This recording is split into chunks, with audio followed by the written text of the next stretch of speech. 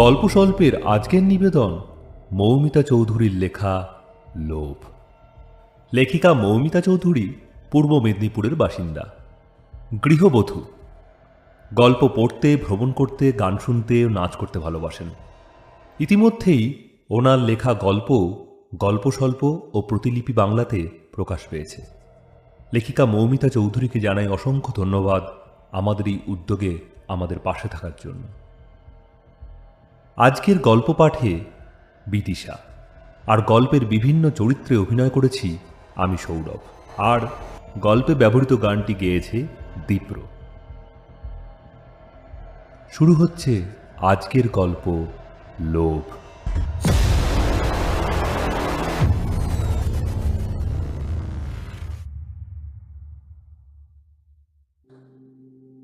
আমি রঞ্জনা, 24-এর তরতাজা যুবতী। রূপে গুণে মহীয়সী নই, তবে চলে যাবে। 51বর্তী পরিবারের মা বাপ মরা। নিজের বলতে শুধু আমি নিজেই। আমাকে জন্ম দেওয়ার পরের দিনেই আমার মায়ের মৃত্যু হয়, আর বাবা মায়ের শরীরে আমাকে বপন করে দিয়েই না ফেরার দেশে পাড়ি দিয়েছিলেন। বড় ঠাকুরমা আমায় কোলে পিঠে করে মানুষ করেছিলেন। আমার 10 বছর বয়সে উনিও মারা গেলেন। সেই থেকে আমি একা। বড় পিসির ঘরের কাছে ছোট্ট কুঠুরির মতন ঘরটায় আমি একা থাকতাম। আমার বাবা মার ঘরটা দখল নিল সেজ জেঠু। বাপাদা বিয়ের পর বউ নিয়ে সেই ঘরে থাকতে লাগলো। অনেক চেষ্টা করে পড়াশোনাটা চালিয়ে গেলাম। টিউশন করিয়ে কলেজে উঠলাম। মিনুদির সাইকেলটা আমার হলো। এইভাবেই দিন কাটতে লাগলো। কলেজের নবীনবরণ উৎসবে গান গাইল ছেলেটা, রঞ্জনা আমি আর আসবো না। এই প্রথম ভালো লাগা তৈরি হলো। না, ছেলেটার প্রতি নয়, তার গানের প্রতি।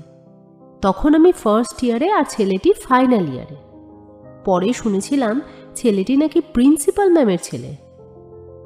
তারপর হঠাৎ একদিন, এই যে শুনছো? হ্যাঁ, আমাকে ডাকছেন? হ্যাঁ হ্যাঁ হ্যাঁ হ্যাঁ, তুমি তুমি হ্যাঁ, বলুন। তোমার নাম কি রঞ্জনা? কেন বলুন তো? আসলে আমার তোমাকে খুব ভালো লাগে, তাই কথা বলতে চলে এলাম। চলো না ক্যান্টিনে যাই। ক্যান্টিনে? বেশিক্ষণের জন্য নয়। আচ্ছা, চলুন। হ্যাঁ হ্যাঁ, চলো চলো।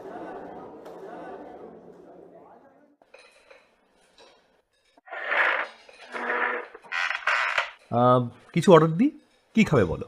আমি জানি না কি পাওয়া যায়, আপনি বলুন। আচ্ছা, আমি বলবো এখানে পনির স্যান্ডউইচটা খুব ভালো, দেখবে নাকি ট্রাই করে? আবার? আচ্ছা ঠিক আছে ঠিক আছে। এই কেষ্টদা, 2 কাপ চা আর 2টো পনির স্যান্ডউইচ। মা বাপ মরা মেয়ে, কাকু জেঠুর ঘরে থাকি। ভালো থাকা, ভালো খাওয়া, ভালোবাসা আমার জন্য নয়।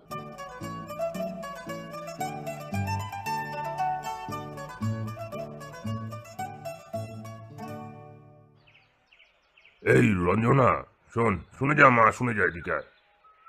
বলছি যে তুই ঘরে বসে টিউশনি পড়াবি? হ্যাঁ, পড়াবো, কিন্তু পাবো কোথায়? আছে আছে, অনেকে বলেছে পড়বে। সকালের কাজগুলো আর তোকে করতে হবে না, বুঝলি? শুধু টিউশন পড়াবি, ঠিক আছে? ছোট কাকু বলল। তারপর থেকে আশ্চর্যজনকভাবে আমার জীবন পরিবর্তন হতে লাগলো। টিউশন বাড়তে লাগলো।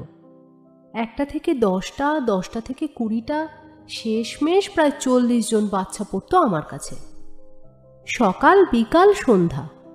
রোজকার মন্দ হতো না। কলেজের টিউশন ফিটাও অর্ধেক হয়ে গেল। আমাকে বাড়িতে সবাই কেমন যেন তোলা তোলা করে রাখে। আগে সকালে 1 কাপ চা আর রুটি জুটত, পরে জ্যাম পাউরুটি, দুপুরে ভাত, পাতলা ডাল আর ঠান্ডা তরকারির বদলে মাছ, মাংস, ডিম, হরেক রকম ফল, মিষ্টি, চপ, কাটলেট, চিপস, কেক, ভালো ভালো খাবার, ভালো ভালো জামা কাপড়, জুতো, মোবাইল, আরও কত কি।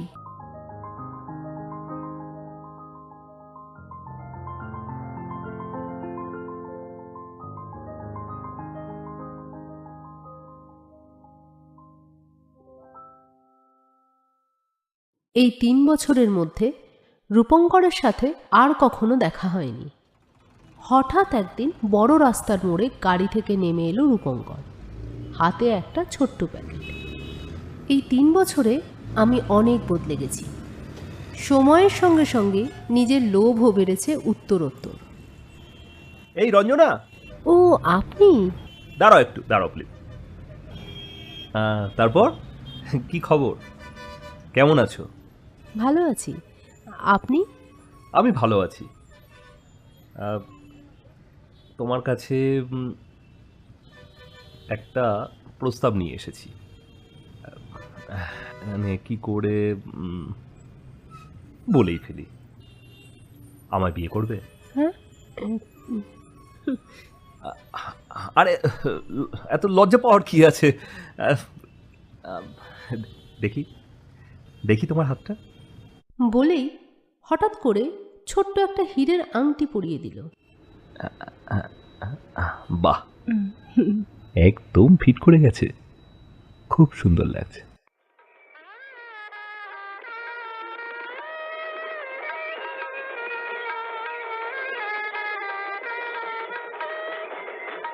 দুই বাড়ির সম্মতিতে আমাদের বিয়ে হলো।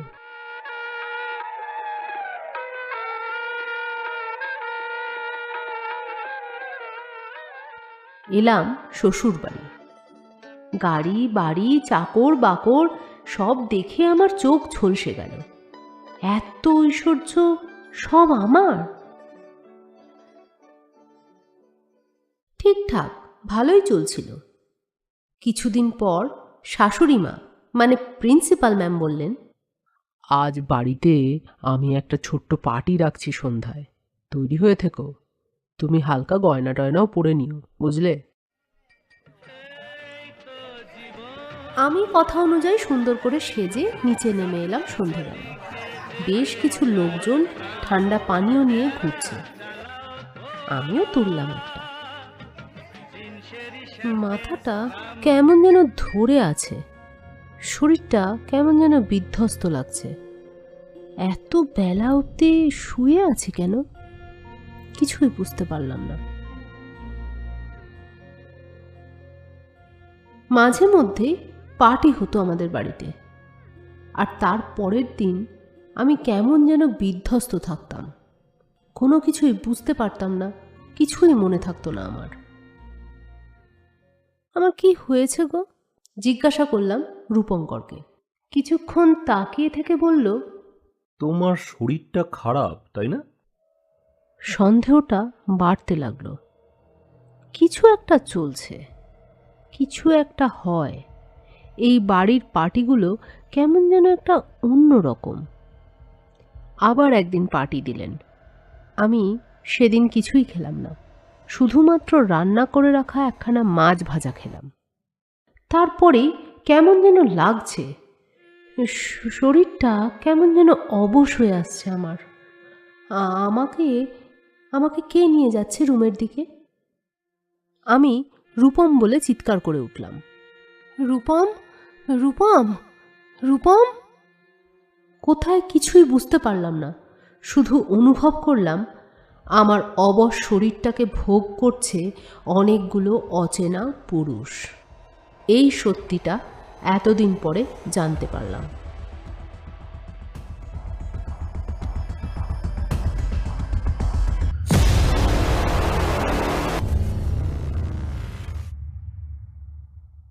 কি ক্ষতি করেছি আমি তোমাদের? হ্যাঁ, কি ক্ষতি করেছি যে আমার এত বড় সর্বনাশ করলে? কি কি বলছো, কি বলছো তুমি? আমি সব জানতে পেরেছি। তাই? তা কি জানতে পেরেছো? এই ঘরে পার্টি হয় না, বরং আমার শরীর নিয়ে ব্যবসা হয়। আপনারা আমার শরীরটাকে একটা ভোগ বস্তুতে পরিণত করেছেন। তাই? তা তো দেখছি সবই জানতে পেরেছো। আচ্ছা, ভালোই হয়েছে মামুনি, ভালোই হয়েছে। একটা ক্রূর হাসি হাসলেন আমার শাশুড়ি মা, সেই চেনা পরিচিত প্রিন্সিপাল ম্যাম, যাকে আমরা আদর্শ মনে করতাম, সৎ চরিত্রের অধিকারী বলে মনে করতাম। আমার চুলের মুঠিটা ধরে বললেন, একদম ন্যাকামি করো না, বুঝলে মামুনি? তোমার জেঠুকে 10 লাখ টাকা দিয়ে তোমাকে কিনে এনেছি। পলাবার চেষ্টা করবে না। যাবে কোথায়? হ্যাঁ, যাবে কোথায়? রঞ্জনা দেবী যাবে কোথায় এখান থেকে? ও বাড়ির দরজা চিরদিনের জন্য বন্ধ হয়ে গেছে। যাবে কোথায়? হেসে উঠলেন আমার শাশুড়ি মা। আমার স্বামী রূপঙ্কর। শোন, 3 তলার ঘরটাতে বন্ধ করে রাখ, 2 দিন পর সব ঠিক হয়ে যাবে। ন্যাকামি। হ্যাঁ, সেই ভালো, সেইটাই তোমার উপযুক্ত ব্যবস্থা। চলো না না না না না, চল চল আহ, চল আহ, চল আহ, চল আহ, চল আহ, চল ছাড়ো চল। ছাড়ো, আমায় ছাড়ো, আমায় ছাড়ো। পয়সা গাছে ফলে চল। সবাই টানতে টানতে আমাকে নিয়ে গেল সেই বড় ঘরটাতে। অন্ধকার, কেমন যেন একটা গন্ধ। জানলা খুলে দিলাম। চারিপাশে জিনিসপত্র ছড়ানো ছেটানো আছে এদিক ওদিক। একটা ছবি হাতে নিয়ে আমি চমকে উঠলাম।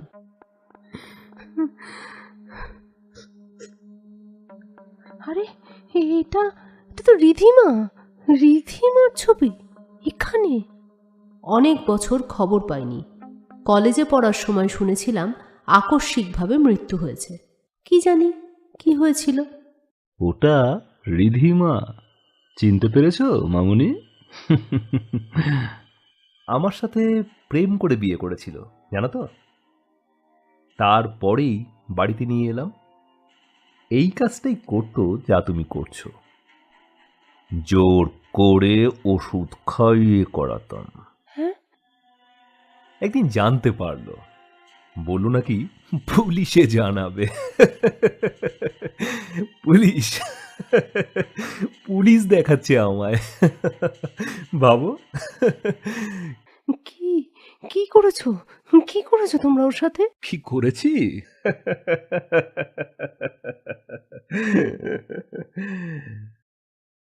আরেকটু হাতড়ালে রুবেলের ফটো পেলাম। এটা তো রুবেল, এখানে কি করে এলো?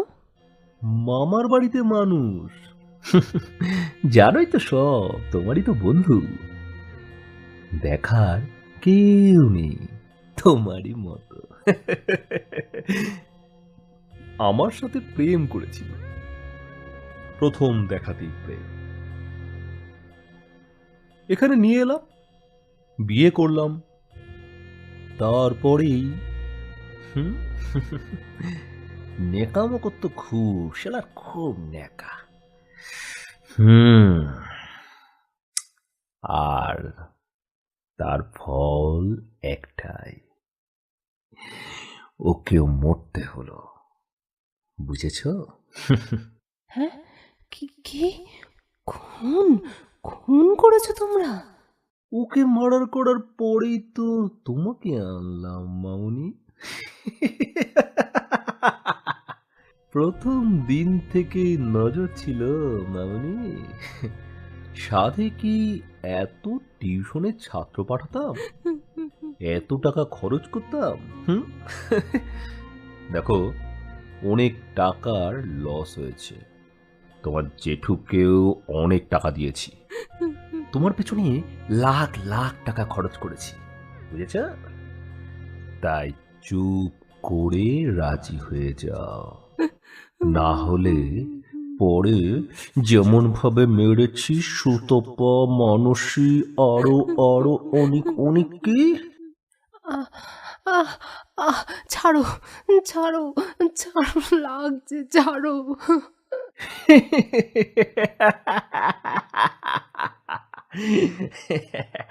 টাটা, তাড়াতাড়ি ডিসিশনটা জানিও। বলেই চলে গেল। 7 দিন বন্ধ ছিলাম, কিচ্ছু খেতে দেয়নি। বাথরুমে শুধু একটু জল খেয়ে পেট ভরাতাম। একদিন, ও তুমি এসেছো, আমায় কিছু খেতে দাও প্লিজ, খুব খিদে পেয়েছে, আমি আর থাকতে পারছি না, আমায় কিছু খেতে দাও। খাবার খাবার চাইছো? নিশ্চয়ই দেব, নিশ্চয়ই দেব। আরে জানো তো, আজকে বাড়িতে দারুণ সব রান্না হয়েছে। হ্যাঁ, নিশ্চয়ই দেব। তোমার ডিসিশনের জন্যই তো বসে রয়েছি, বোকা মেয়ে। কি মামনি, তা রাজি তো? আমি রাজি, যা বলবে, যা বলবে আমি তাই করব। আমাকে একটু খেতে দাও, আমাকে একটু খেতে দাও, খিদে পাচ্ছে, খেতে দাও আমাকে। আমি রাজি হলাম। খিদের জ্বালা যে বড় জ্বালা, রাজি হয়তো আমাকে হতেই হতো।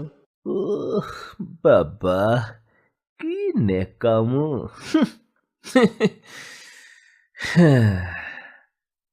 শোনো, আজ একটা ভালো ক্লায়েন্ট আছে, বুঝলে? রেডি থেকো। বলে উঠল রূপঙ্কর। আমিও রাতের জন্য নিজেকে প্রস্তুত করলাম।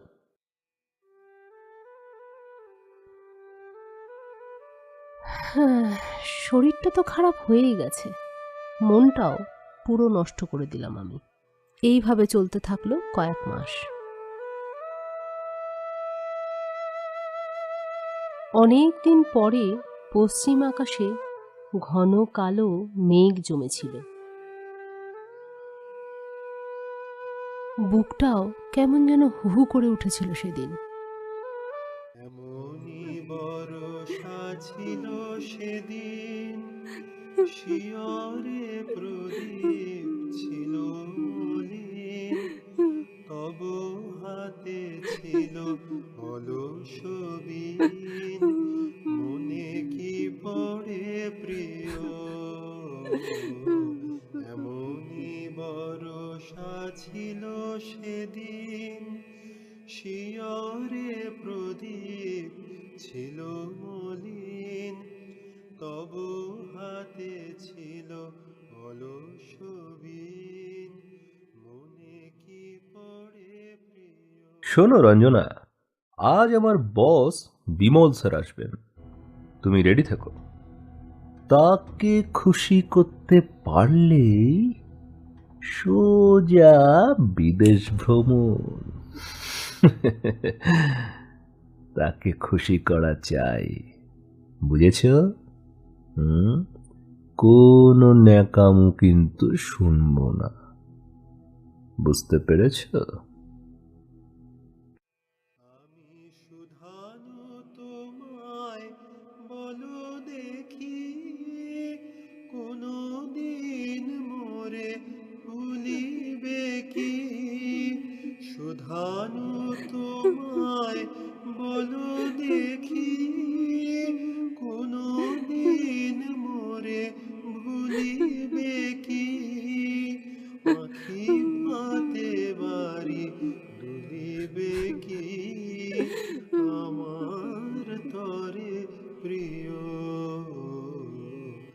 আসুন স্যার, আসুন আসুন আসুন। বরষা ছিল আপনাকে বলেছিলাম না, খাসা জিনিস রেডি করেছি আজ রাতের জন্য আপনার।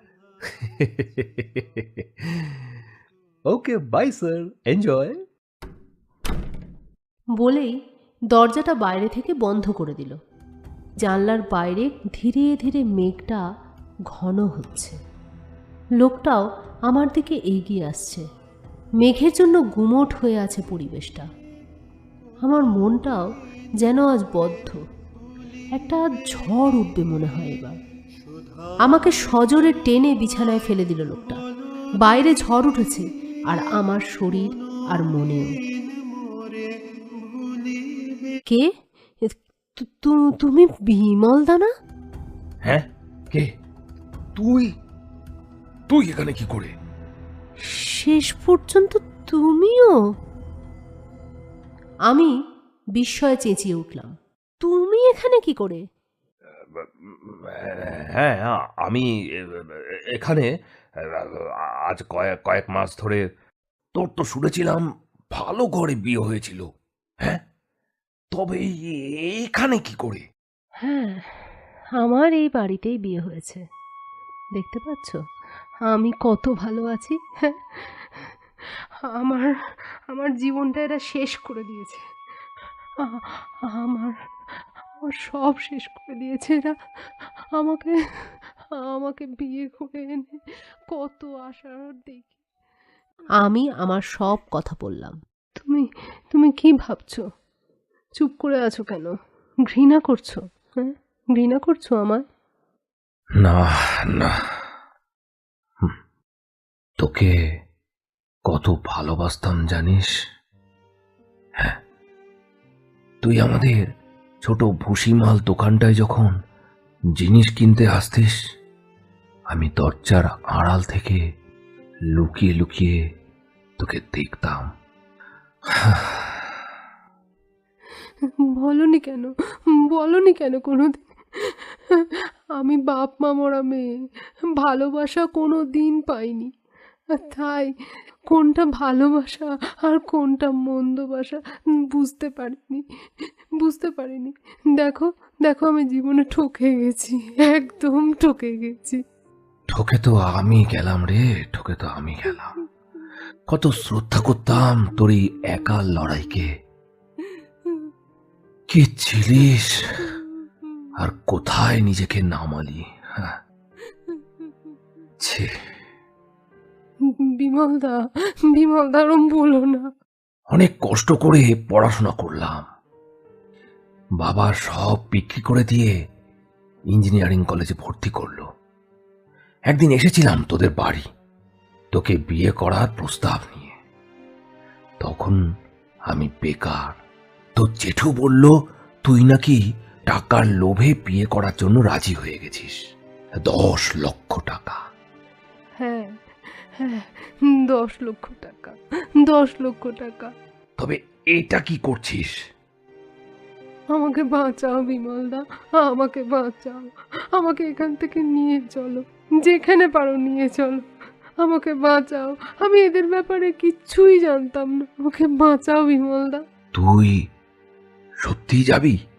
হ্যাঁ, যাবো যাবো যাবো। আমি বাঁচতে চাই বিমলদা, আমি বাঁচতে চাই।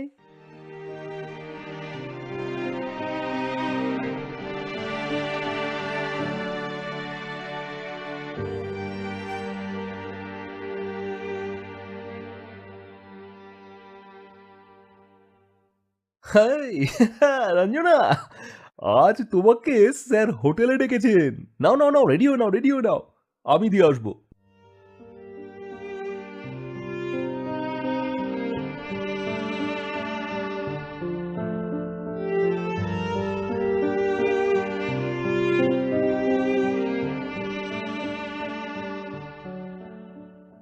ওহ, আবারও কেন তোমাকে হোটেলে ডাকে বলো তো?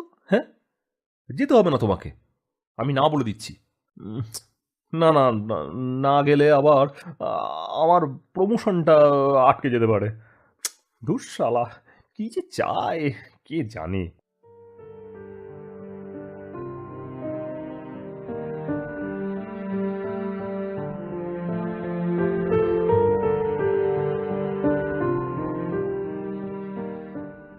এই শোনো, স্যার বলছেন তোমাকে নাকি ট্যুরে যেতে হবে। হ্যাঁ, কি ব্যাপার বলো তো? কি রসে স্যারের মন ভেজালে? হ্যাঁ, তোমাকে যে ছাড়তেই চাইছে না। যত সব, আগে তো নেকামো করতে। মামুনি, কি? কতদিনের জন্য যাব? জানি না, দাও তোমার ব্যাগটা গুছিয়ে দিই। আমিও তো যাবো তোমার সাথে। কেন? কেন মানে? ঘুঘু যদি ফুরুত করে উড়ে যায়। ও বাবা, মিস্টার রূপঙ্কর অত কাঁচা কাজ করে না, বুঝেছ? বলছি, একটা কথা বলবো। আজ আমার জন্মদিন, তোমার মাকে বলো একটু পায়েস করতে। তোমার ফোনটা বাজছে। হ্যাঁ, হ্যালো, হ্যালো স্যার। হ্যাঁ হ্যাঁ স্যার, বলুন। হ্যাঁ হ্যাঁ, আমাকে? ওকে স্যার, ঠিক আছে স্যার, ঠিক আছে। ওকে ওকে, হ্যাঁ হ্যাঁ হ্যাঁ হ্যাঁ হ্যাঁ হ্যাঁ হ্যাঁ, কোনো অসুবিধা নেই। Thank you sir, thank you so much. Thank you sir, thank you, thank you, thank you. হ্যাঁ, মামুনি, আর তুমি তো ব্যাপক জিনিসে। আরে আজকাল কি মাখছো শরীরে বলো তো, স্যার তো কুপোকাত।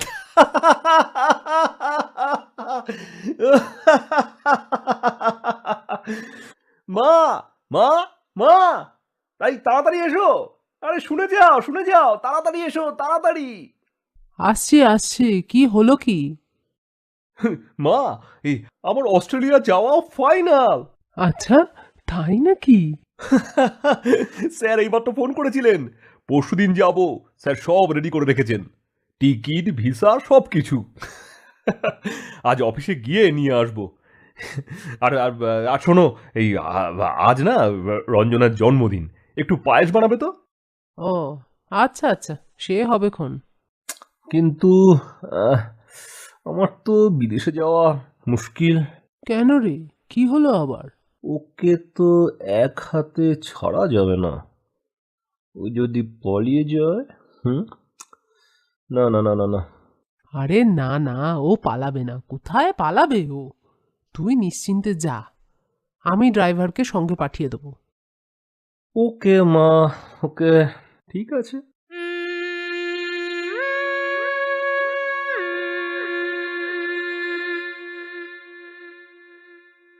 রান্নাঘরে পায়েস ঘন হওয়ার গন্ধ পাচ্ছি। আমার বুকেও যেন ঘন মেঘ জমেছে। পারবো? আমি কি পারবো? পারবো আমি নতুন করে বাঁচতে?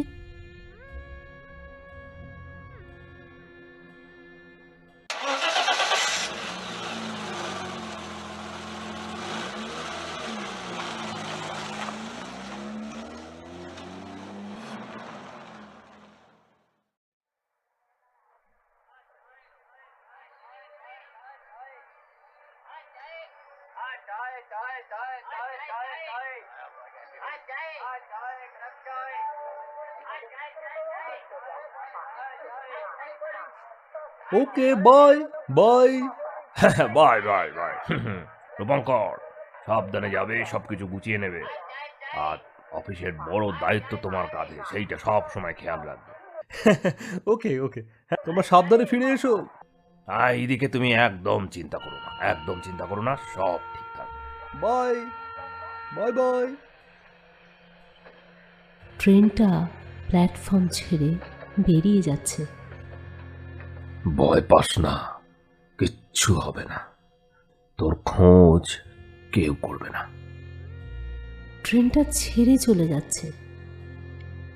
নিজের হাতে করে পায়েসের বাটিতে বিষ মিশিয়ে দিয়েছিলাম। প্রিন্সিপাল ম্যাম খুব যত্ন করে খেলো, ও খেলো চেটে পুটে। সবাই খুব খুশি, ও বিদেশ যাচ্ছে। কিছু ঘটার আগেই আমি বেরিয়ে এসেছি। রূপম মানে রূপঙ্কর আমাকে স্টেশনে পৌঁছে দিয়ে গেল। বিষের অ্যাকশন হবে কয়েক ঘন্টা পর। মুখে শান্তি, আর শান্তির হাসি ফুটে উঠেছে। এখন সব শেষ হবার পালা, সব শেষ। আমি চলেছি একা, অনেক দূরে। পরের স্টেশনে নেমে পড়বে বিমলদা, তার ফ্যামিলি থাকে। আমি অনেক দূরে রাজস্থানের প্রত্যন্ত এক ছোট্ট গ্রামে একটা স্কুলে পড়াবো। বিমলদাই সব ব্যবস্থা করে দিয়েছে। আকাশে নতুন সূর্য উঠেছে, ভোরের আলো ফুটেছে। আমার জীবনেও নতুন ভোর আলো করে আসবে।